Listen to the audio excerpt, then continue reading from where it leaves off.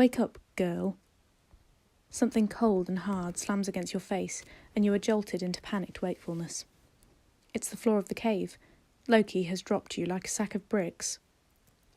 You glare up at him with a baleful expression, not that it seems to faze him in the slightest. Ouch! Get up, he sneers, or I assure you I'll do much worse.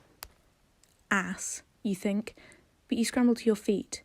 Arguing with a tall, blue, magical alien man is probably a terrible idea, even if you're pretty sure you're going to die soon anyway. Even though you manage to get to your feet, you stagger as soon as you do. Your legs numb and tingling. The unpleasant fuzziness from the night before still clouds your senses. This is bad. This whole situation is very, very bad. You attempt to step, but you stagger, and now that you're a little too far gone to second-guess yourself, you grab onto the front of his shirt. It's crusty with dried, frozen blood, which would normally make you gag, but you're already covered in it now. The product of a night spent pressed against his chest. Please, you whine, your dignity abandoned somewhere around the same time you realise you're probably dying. Everything hurts. Really, mortal? His expression is sardonic, and he carefully pries your fingers from the fabric of his shirt, holding you at an arm's length. Do tell me how painful this is for you. Yeah, maybe you shouldn't have complained to the guy that appears to have been impaled straight through the chest. But he does seem to be a lot more perky now, which is both incredibly impressive and terrifying, because you don't particularly care to be at the mercy of some maniac who can survive getting stabbed clean through. Perhaps I should have put you out of your misery. It would be the merciful thing to do, I suppose. It's mostly dark in the cave, though Loki's crimson eyes manage to somehow catch a bit of light. Just enough to make the whole thing a bit more heart-stoppingly menacing. No, please. You're on the verge of tears. Oh, don't worry, child. I'm not merciful. Before you have a chance to process the implications of that, you're upended, face once again smashed against the leather of the back of his coat. We must move quickly, he says, and then he starts to move forward, his steps much steadier than before. By the bouncing glow illuminating the cave floor, you assume that he must be using his magic to light his way again, and you are sorely tempted to ask him if he might spare some magic to make you warm. Instead, you ask, "Move to where?" "Please say Earth, please say Earth." Utgard. Your heart plummets. Utgard doesn't sound very promising. Utgard? The capital of Jotunheim. What's left of it, that is. Why? You're horribly nosy, aren't you? He slaps the back of your thigh again, hard enough that it stings, even through your layers, and you wonder if it's meant as an admonishment or as an attempt to keep you conscious. Yes. The nearly inaudible sound he makes at that might be a laugh, but you can't be certain. I told you already, girl, I am going to claim my throne. Oh. The buzzing in your head is just as persistent as before, and you realise that, on top of the freezing cold and blood rushing to your head from the awkward position, you haven't eaten in a while. Does this guy have to eat, you wonder? Surely he does. He's big and strong. Something has to be fueling all that muscle, right? He'll have to stop eventually. Wait, he isn't going to eat you, is he? It sounds kind of crazy, but you aren't exactly exploring familiar territory here. You reassure yourself that he probably isn't going to eat you, not after he went to the trouble of snuggling you all night to stay warm. Probably. Hopefully. He does seem kind of like a dick, though, and he says he's the same guy who tried to destroy New York City with a brutal alien army, so you probably shouldn't get very comfortable. If you even could manage to get comfortable in the first place, the way he's handling you isn't very gentle. Loki carries you along in silence for a few moments, his rapid strides taking you further and further into the dark, winding tunnels of this place that's apparently called Jotunheim.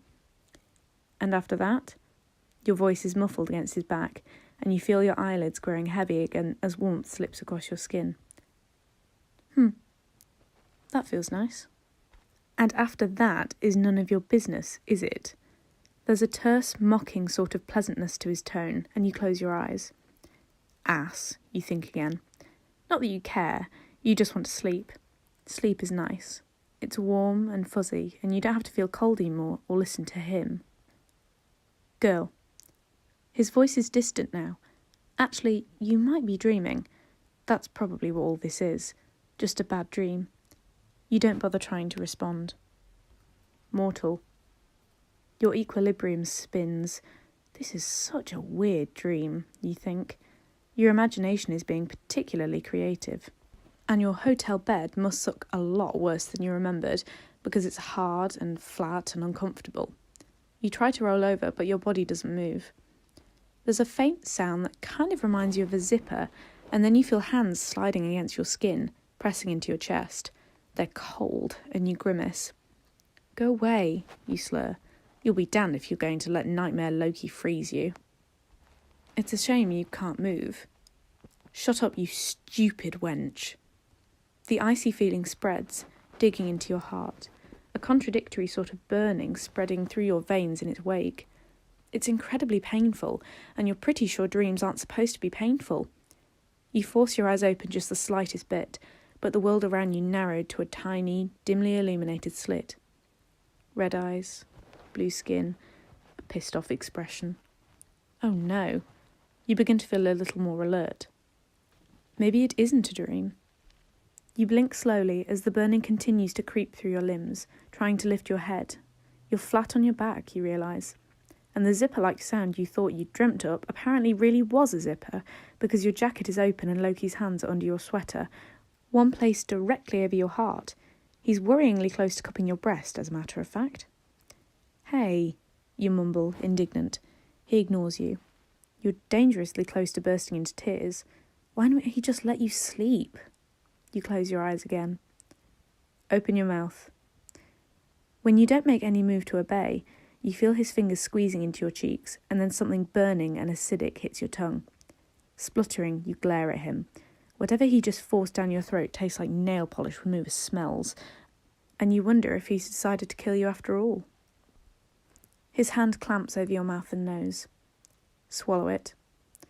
Your eyes sting and you can't breathe, so as horrific as it is, you don't have a choice. The burning in your veins eases a little, but the aching remains.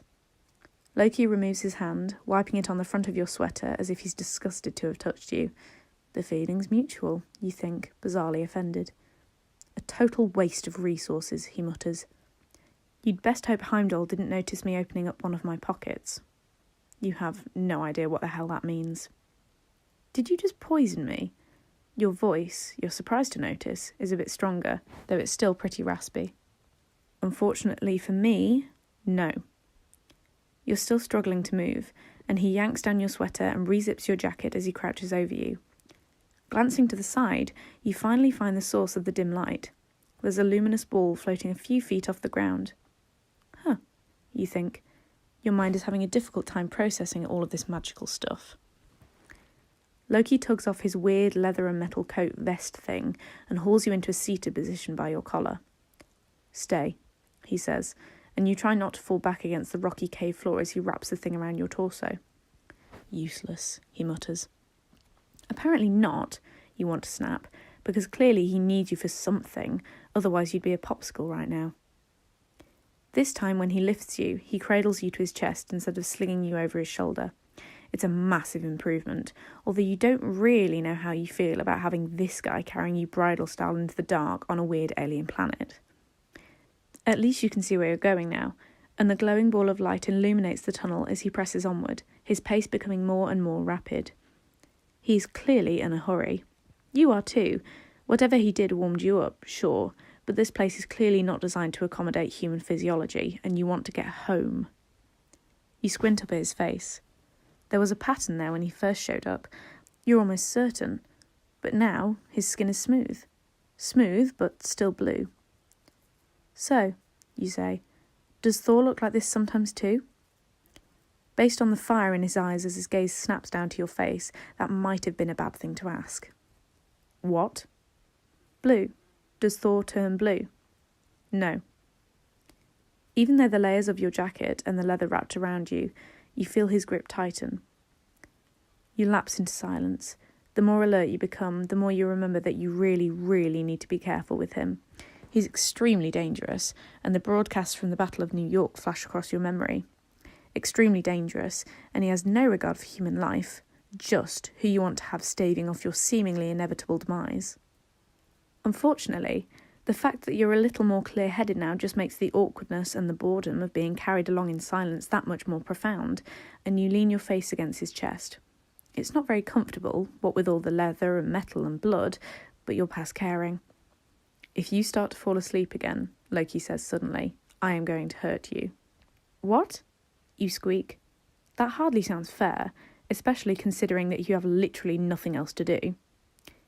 If you fall asleep, you will very likely not wake up, and that would mean I wasted my efforts for nothing, so remain alert. Groaning, you turn your head to burrow further against his chest. Loki tenses. Talk then. Tell me the plan. It's bold of you to ask, and you don't expect a response, but after a moment of uncomfortable silence, he speaks. Jotunheim is mine by birthright. When we reach Utgard, I intend to seize the throne. Yeah, good luck with that, buddy, you think, because your new travel partner doesn't look like he's in the condition to do much conquering. He's probably going to get both of you killed. Why do you want this place? I don't. I want Asgard. Asgard is a somewhat familiar concept. That's where Thor is supposedly from, right? And Loki too, you'd thought, since the word on the street was that they're related. Why Asgard? Because it is mine, he snarls. Mine by legal succession, and it was taken from me. He looks like he's contemplating murder as he stares ahead down the tunnel. Okay, maybe we should talk about something else. Aren't you cold? No, I was born in this realm. Oh.